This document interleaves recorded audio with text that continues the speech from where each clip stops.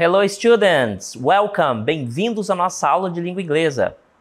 Eu sou o professor Ademir Ribeiro e vou ficar com vocês ao longo dessa aula. Vamos dar uma olhadinha no nosso objeto de conhecimento? Nosso objeto de conhecimento, então, planejamento do texto, organização de ideias. E o nosso detalhamento, elementos presentes no texto, estrutura do texto, parágrafos, estrofes, entre outros. Vamos iniciar nossa aula de hoje?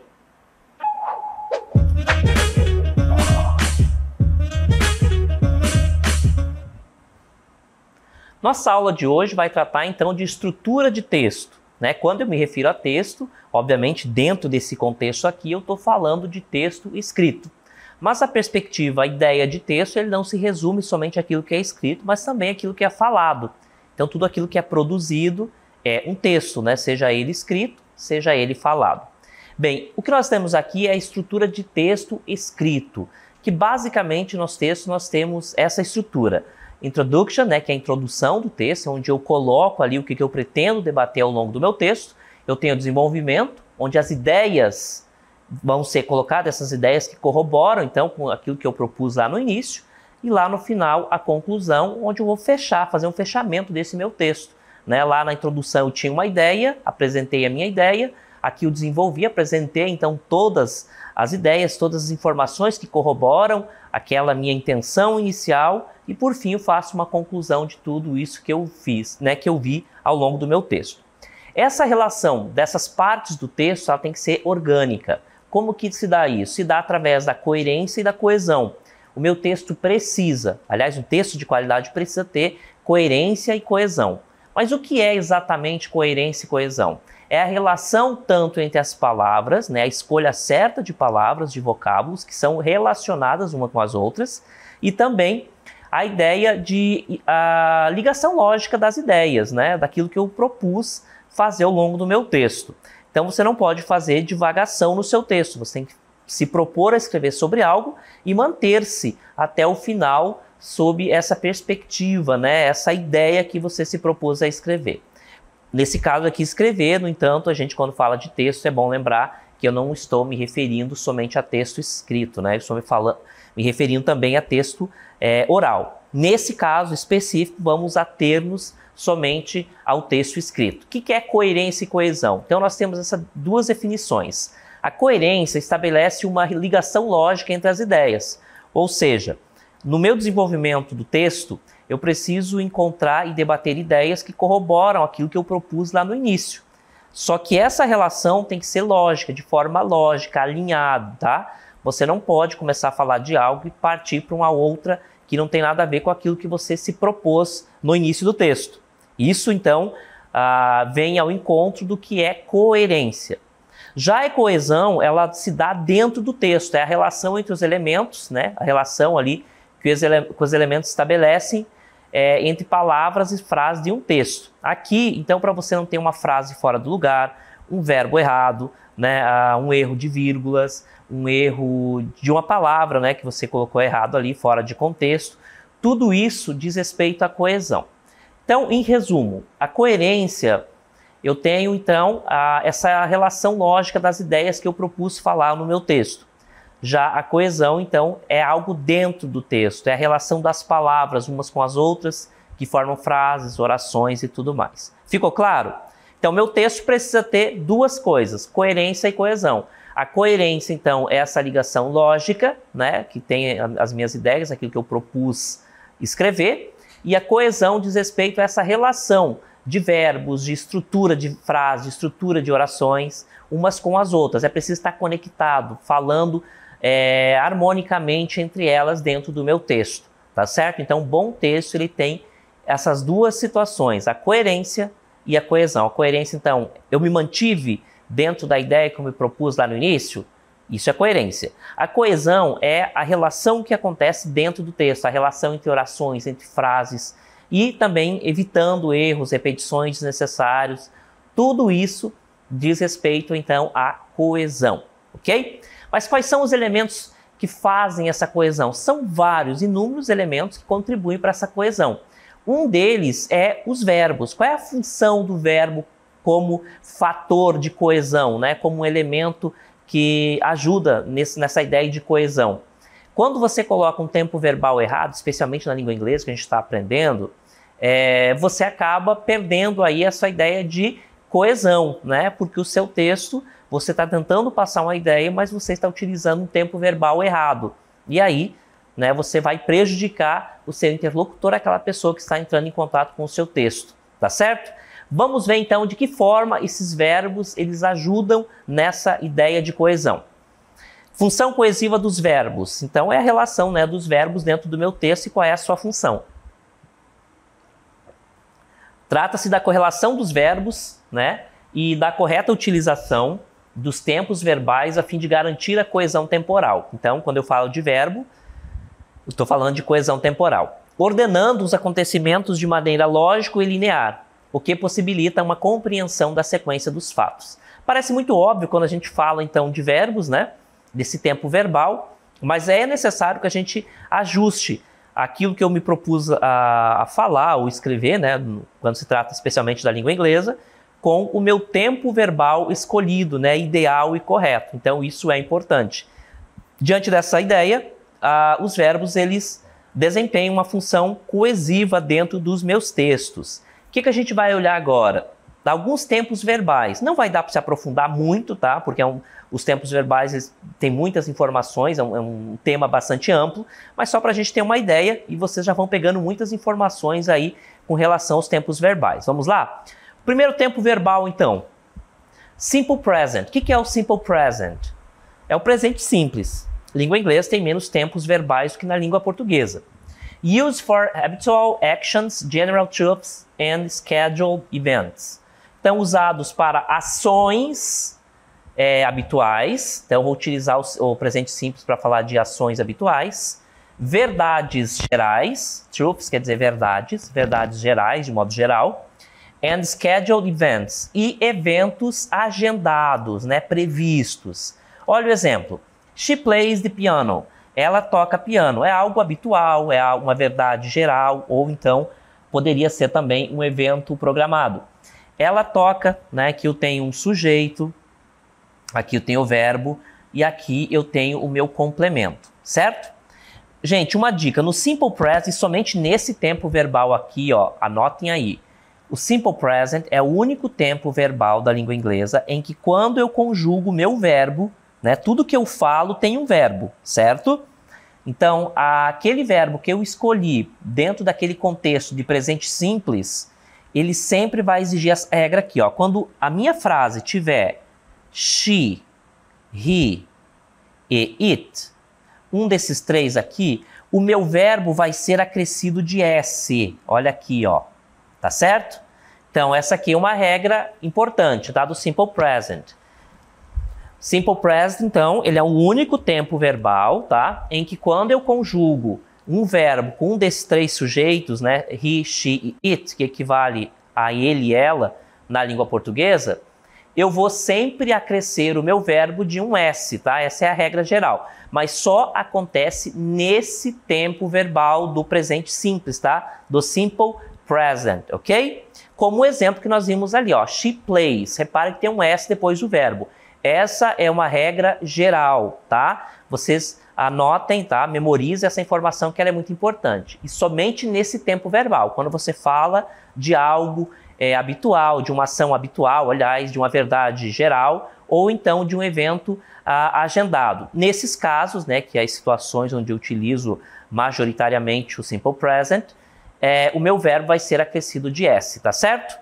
Então, outro tempo verbal, né, que nós vamos ver além do Simple Present. Olha só, reiterando então, a presença do S nesses verbos. Eu tenho um verbo, tá? Quando eu tenho um verbo conjugado com he, she e it, esse meu verbo, somente no Simple Present, tá? Ele vai ser acrescido de S. Essa é a regra geral, tá certo? Então, portanto, se vocês verem um verbo com um S no final, é um indicativo de que esse verbo está conjugado com um sujeito, que é de quem eu falo, daquilo que eu falo, que é he, she, it, ou então uma palavra que seja equivalente, tá certo? Então, o S ali no final do verbo é um indicativo de que essa minha frase está utilizando he, she, it, ou então a palavrinha equivalente, tá certo? Sempre vai ter S quando o meu verbo for conjugado com terceira pessoa do singular he, she, it. e somente no Simple Present. Continuando, mais tempos verbais. Agora nós vamos para o Present Continuous. Present Continuous é usado, então, a palavrinha aqui já é uma palavra cognata, aliás, as duas, né? Present Continuous eu estou utilizando, então, para indicar que uma ação está acontecendo. Olha só. Used for actions happening. Usado, então, para ações que estão acontecendo no momento of speaking, no momento da fala. Ou ações temporárias, tá certo? Então, eu vou utilizar esse tempo verbal aqui, gente, o present continuous na língua portuguesa, quando eu me referir a algo que está acontecendo nesse exato momento. Por exemplo, I am teaching. Olha só o outro exemplo. I am teaching. Tá? Olha só. Terminação em ing, tá? Essa ação está acontecendo exatamente agora, tá? Ou então eu estou falando. I am speaking. Tá certo? Olha só. I am. Opa, um M. Eu não estou falando agora? Então, o Simple Present, o Present Continuous, indica exatamente isso, ó, aquela ação que está acontecendo no exato momento em que se fala, ok? Então, eu utilizo esse tempo verbal aqui. Olha o exemplo. They are studying for their exams. Their exams. Eles estão, eles ou elas, they quer dizer eles ou elas, tá? Anotem aí, olha só, they é eles ou elas, tá? Aí depende do contexto, qual dos dois eu estou falando. They are studying for their exams. Eles estão estudando para o exame. Característica, então, do present continuous. Os verbos estão com terminação em ing, que a tradução na língua portuguesa é ando, endo, indo. Nesse caso, é acontecendo, né? Então, ando aqui é esse final, tá? O final ing em língua inglesa, na língua portuguesa vai ter a tradução ando, endo, indo, tá? E ele indica então que aquela ação está acontecendo naquele exato momento, tá bom? Então, present continuous eu vou utilizar sempre para falar de algo que está acontecendo no exato momento em que eu estou falando, tá? É um presente bem presente, né? Ele difere um pouquinho do presente simples, que eu falo de algo mais geral. E eu nunca utilizo o Simple Present, que é o presente simples, para falar de algo que está acontecendo no momento da fala. Esse é o Present Continuous que nós acabamos de ver, ok? Característica do Present Continuous, os verbos têm terminação em ing, ok? Um outro tempo verbal que nós vamos dar uma olhadinha, vamos lá. Simple Past. Simple Past, então, used for completed actions or events in the past. Usado para ações completas, tá? Or events in the past, ou eventos no passado. Então, isso aqui é o passado simples, né? Eu vou utilizar para falar de algo que já aconteceu, tá? E a característica é o verbo estar, claro, no passado. She finished her work early yesterday. Ela terminou o trabalho cedo ontem. Né? Early quer dizer cedo, ou antes, né? Então, ela terminou o seu trabalho cedo ontem, tá? Então, esse verbo aqui, ó, ele está no passado, ok? Esse é um tempo verbal, então, se eu me propus a falar de algo que aconteceu, obviamente o meu verbo tem que estar corretamente no passado. Isso é coesão, ok? Uma informação com relação a esse tempo verbal, o passado simples, é que eu tenho aqui nesse contexto a diferenciação entre verbos regulares e irregulares. É dentro desse contexto, então, de passado, em que o meu verbo vai se distinguir se ele é regular ou irregular. Verbos regulares, como o verbo finished, ele tem sua terminação em ed, por isso ele é um verbo regular, tá certo? A definição de verbos regulares é justamente a ideia de ter ed no seu final. Terminação em ed, eu vou ter, então, o indicativo de que esse meu verbo é um verbo regular. Por que regular? Porque ele tem uma terminação comum entre todos esses verbos, né? A maioria dos verbos são regulares, né? Portanto, quando conjugado no passado, vai ser acrescido de ed.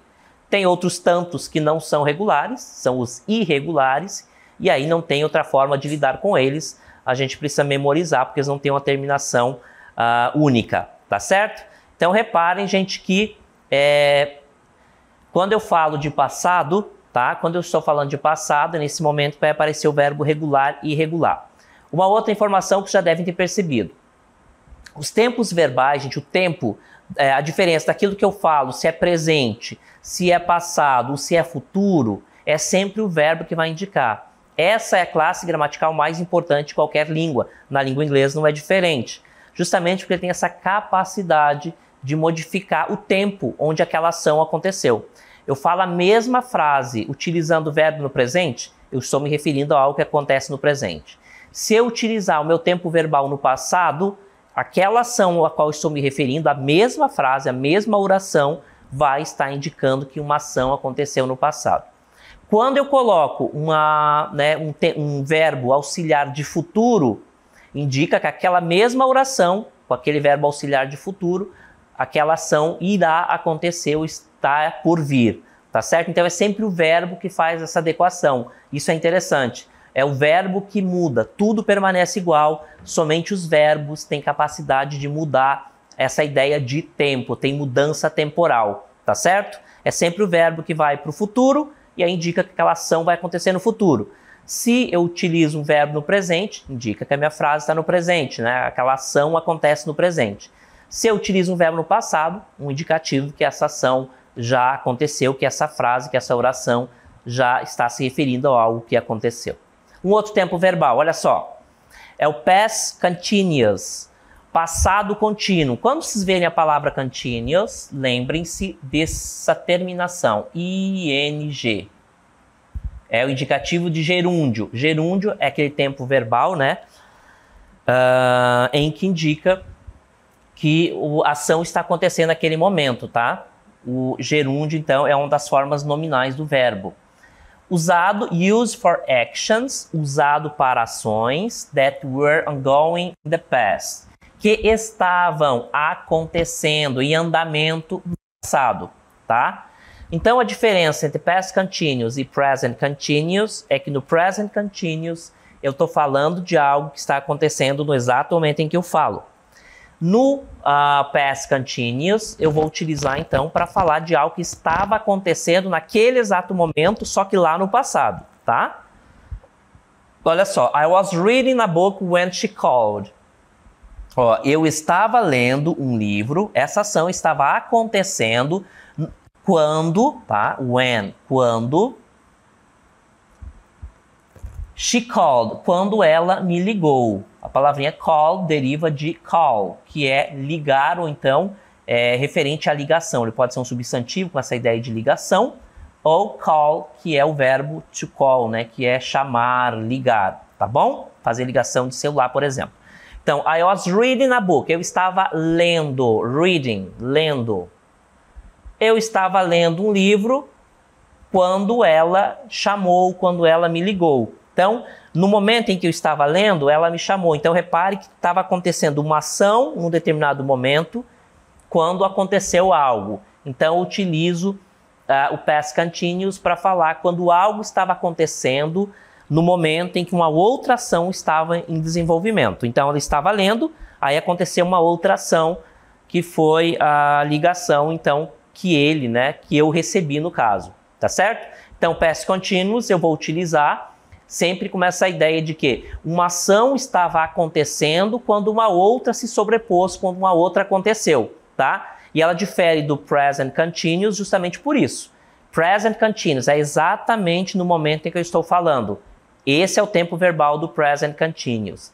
O past continuous, eu estou me referindo a uma ação que acontecia enquanto outra aconteceu. Então, duas ações aconteceram simultaneamente. Estava acontecendo uma em andamento, e aí aconteceu uma outra, tá certo? Então, só para quando eu quero falar, por exemplo, que uma ação estava acontecendo, sem me dar mais informações, eu também vou utilizar o past continuous, tá? Para falar de algo que estava acontecendo num determinado momento do passado, ok? Bem, já falamos de presente, já falamos de presente continuous, past continuous, simple past, né, que é o passado simples. Agora nós vamos ver sobre futuro. Lembra que é o verbo que faz toda essa ação? Vai para o presente, volta para o passado. Então, o futuro é a mesma coisa. Olha só. Simple future. Futuro simples. Used for actions or events that will occur in the future. Usado para ações ou eventos que ocorrerão no futuro, tá? Então, quando eu quero falar de algo que vai acontecer no futuro, eu vou utilizar o verbo auxiliar will. É esse verbo aqui, ó, ele é auxiliar. Lembra que é um verbo auxiliar? Não tem tradução, mas ele é necessário para formar uma estrutura, tá? Nesse caso aqui eu estou falando de futuro. Se você quiser falar que algo vai acontecer ainda, você vai utilizar o verbo auxiliar will antes do verbo principal, ok? Então ele é usado para falar de uma ação que irá ocorrer, que irá acontecer. I will call you tomorrow. Eu ligarei. Olha só, call. Ligar. Certo? Tomorrow, amanhã. Então, estou me referindo a uma ação que vai acontecer amanhã. Basta colocar will e eu vou colocar essa ação, então, para o futuro. I will call you tomorrow. Eu te ligarei amanhã, tá certo? Ele não tem tradução, conforme todos os verbos auxiliares, tá? Ele não tem tradução. Aqui o nosso will não tem tradução, mas ele precisa estar presente para formar uma frase de futuro, tá? I will call you tomorrow. Eu te ligarei, ou eu ligarei para você amanhã, tá certo? Então, esse tempo verbal, o futuro simples, eu vou utilizar sempre o verbo auxiliar will, tá? E nós já vimos, nós já falamos sobre os verbos auxiliares, certo? Qual é a função de um verbo auxiliar? É dar apoio, né, para o verbo principal. Nesse caso do will, ele vai colocar toda essa frase, toda essa ação lá para o futuro, tá certo? Essa é a função dos verbos auxiliares, nesse caso will. Basta colocar o will antes do meu verbo principal e aquela ação que está no presente vai para o futuro, ao passo que se eu tirar, né, o meu verbo auxiliar will e colocar um verbo com terminação em ed, por exemplo, se for um verbo regular, aquela ação vai indicar passado, tá? Futuro, will. Passado, então, basta colocar o verbo no passado, a mesma ação vai variar de futuro para passado. Colocou o verbo no presente? Vai indicar que essa frase, que essa oração está no presente. Repare que é sempre o verbo que faz toda essa mudança, ok? Vou mostrar um pequeno texto para vocês agora com algumas informações importantes, né? Falando aí de presente. Então, the sun rises slowly over the horizon. O sol, anote aí, tá? A palavrinha sun quer dizer sol. The sun rises quer dizer levanta, sobe, tá? The sun rises slowly, lentamente, over the horizon, sobre o horizonte. Então, o sol levanta lentamente no horizonte. Painting, pintando. The sky. Sky é céu, tá, gente? Sky. The sky with hues of pink and orange. Com tonalidades, a palavrinha hues quer dizer tonalidades, tá? Of pink, rosa, and orange, e laranja. Birds chirp. Chirp quer dizer piar, tá? Pássaros piam alegremente, tá? Como enquanto, né? A palavrinha as, né? Quer dizer enquanto eles, os pássaros, they, os pássaros, flee. O verbo flee quer indicar, na verdade, a tradução principal dele é fugir, mas dentro desse contexto é no sentido de pular, tá? Então, pulam de galho em galho, tá? A tradução principal de flee, to flee, é fugir, escapar, fugir. Mas nesse contexto aqui, essas duas traduções não agradam, não completam. Então, eu vou adequar para pular. Enquanto eles pulam de árvore para árvore. Greeting. Greeting quer dizer saudando. The new day, o novo dia, with enthusiasm, com entusiasmo, tá? Então repare que aqui, ó, o sun, the sun é equivalente a ele, né? He or it, tá? Por isso que o meu verbo rise, que é levantar, tá acrescido de S, tá? Aqui, ó, nesse exemplo, eu tô falando com eles, então não é terceira pessoa do singular, não é ele nem ela, eu vou colocar o meu verbo normal, tá? E por último, chirp exatamente a mesma coisa. Pássaros, aqui, ó, é equivalente a eles, né? Se é eles, não é terceira pessoa do singular, não é ele nem ela, eu vou colocar o meu verbo sem o acréscimo de S, algo que eu já falei ao longo da aula, tá? Pois bem, vamos dar uma olhadinha nos verbos agora.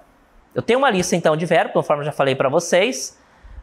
Verbos retirados, então, desse pequeno texto. Então, eu tenho aqui, ó, to rise, é levantar, tá? To rise, levantar, subir, no caso do sol, né? Quando ele sobe no horizonte, né? To rise, levantar, subir, ok? Palavrinha, o verbo to chirp, é piar ou cantar, aí depende muito do contexto. No contexto ali é piando mesmo, né? To chirp, que é piar. E por último, to flee, que a tradução principal dele é fugir. No entanto, dentro do contexto onde ele estava inserido, a melhor tradução é pular. Quando eu digo a melhor tradução, eu estou me referindo a um aspecto importante da língua. Quando eu estou traduzindo um texto, é necessário estar atento para fazer as adequações necessárias. Surge daí, né, aquela informação que a gente sempre passa, que é evitar a tradução de palavra por palavra. Porque a tradução literal, ele faz, né, não muita frequência, aliás, o meu texto ele acaba tendo uma outra tradução, outro significado, tá? Diferente do que de fato é. Por quê? Não foi feita essa adequação. Tradução também é a adequação à realidade. Por isso que a gente diz, olha, evite ao máximo uma tradução palavra por palavra, porque aí você não presta atenção no contexto e você vai fazer a tradução de um texto que não reflete a realidade. É necessário fazer a adequação. Um exemplo clássico é o verbo aqui to flee, que significa fugir. Um pássaro não foge, né, de uma árvore para outra. Essa colocação não cai muito bem. Então eu preciso adequar, coloquei o verbo pular, que é mais ou menos o que os pássaros fazem, né? Pulando de galho em galho, pulando de árvore em árvore, tá certo? Isso chama-se adequação, ok? Vou mostrar para vocês agora, né, um pouquinho mais sobre a função coesiva da pontuação. Vamos dar uma olhadinha? Função coesiva da pontuação, então, ela indica, né, a função coesiva, né, dessa pontuação refere-se ao papel que os sinais de pontuação desempenham na organização e na estruturação do texto, facilitando a clareza, a fluidez e a compreensão das ideias apresentadas. Olha a pontuação. Eu tenho então aqui no meu lado period, que é ponto, ponto final em inglês é period, é ponto final. Comma, comma é vírgula. Semicolon, que é ponto e vírgula, ok? Então esses são alguns dos pontos que eu tenho em língua inglesa. É igual à língua portuguesa, só que claro, com outra nomenclatura. Mais pontos agora.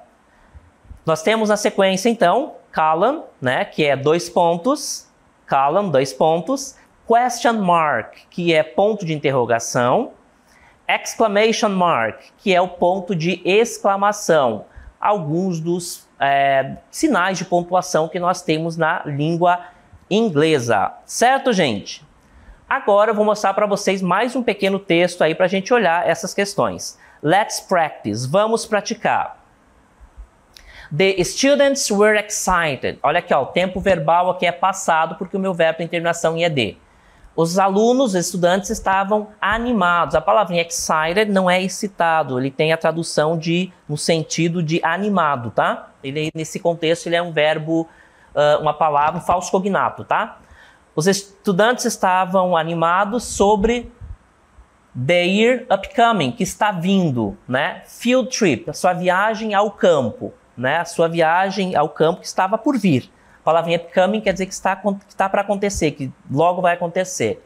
To the museum, para o museu. Então eles estavam animados com a viagem, né, de campo que eles fariam ao museu. They packed their lunches, eles empacotaram seus almoços ou lanches, tá? A palavrinha lunch também pode ser utilizada em algum contexto como lanche, não só como almoço, tá? And board the bus early in the morning. E embarcaram, board the bus early. E embarcaram no ônibus pela manhã. The weather was sunny and warm. A temperatura, the weather was, estava sun, é sol, sunny é ensolarado. And warm, e quente, estava ensolarado e quente. The teacher forgot. O professor esqueceu. The permission slips at school. A palavrinha permission slips, essas duas aqui, quer dizer lista, tá? Lista de permissão, né? Então, uma lista ali que o professor deveria ter carregado com ele acabou esquecendo. Esse é um texto que revela aí, então, bastante aí dessa ideia de coesão, tá? Ele seguiu uma ideia, aquela ideia proposta, embora tenha sido um exemplo bem curto disso, ok? Gente, espero que vocês tenham aproveitado, que vocês tenham aprendido bastante aí sobre pontuação, né? Sobre os tempos verbais, né? Que nós vimos ao longo da nossa aula. E a gente vai ficando por aqui.